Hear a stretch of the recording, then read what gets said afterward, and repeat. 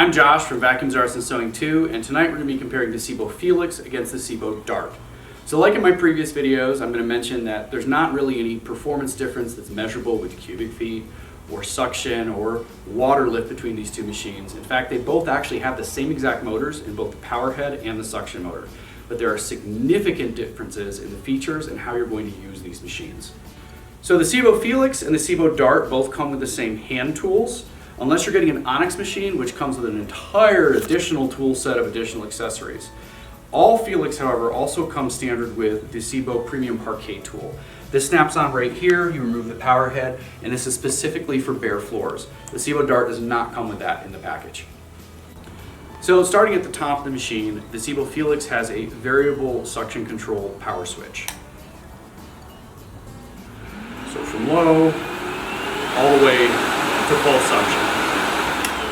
On the other hand, the Dart has a simple on-off, on-off. Now, this may not seem like a big deal, but when you start looking at these very high-performing machines, full tilt all the time is not always ideal, particularly if you have very high-pile carpets. Some stain-resistant carpets actually have waterproof backings, which don't allow for airflow. So the very high airflow machines like these two, at full tilt, may stick to the carpet and may not actually function very well. So it's super handy to be able to actually lower the suction and airflow of your machine. So the main body of the machine is essentially the same. They may be a different color, but the filtration that's here is identical, and as is the tool length, the hose length. There's really no difference there. So the base of the machine is where you're going to see the most significant difference, and it's going to be hard to miss. The Sebo Felix was named after Felix the cat because it's agile.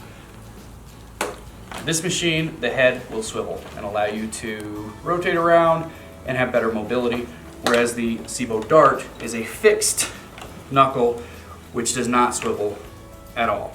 Now, I have expressed in some of my previous videos concerns about the longevity of swiveling and pivoting type machines. If you're really that worried about it, well, just get a Sebo X7. Realistically though, I can't say that I've seen more swivel necks on the Felix break than I have Dart necks. At the end of the day, both of these designs have a very narrow neck there, supporting a fairly heavy machine. Again, I'm not talking about these machines breaking in 3 to 5 years. We're looking at a long lifespan.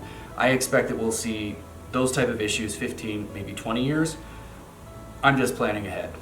So one of the most impactful issues with the lack of a swivel actually on the Sebo ET1 power head that comes standard with both of these, what's really cool is you have this little nub that comes off the side, and it's super handy to get under really tight spaces. You've got great edge cleaning over here.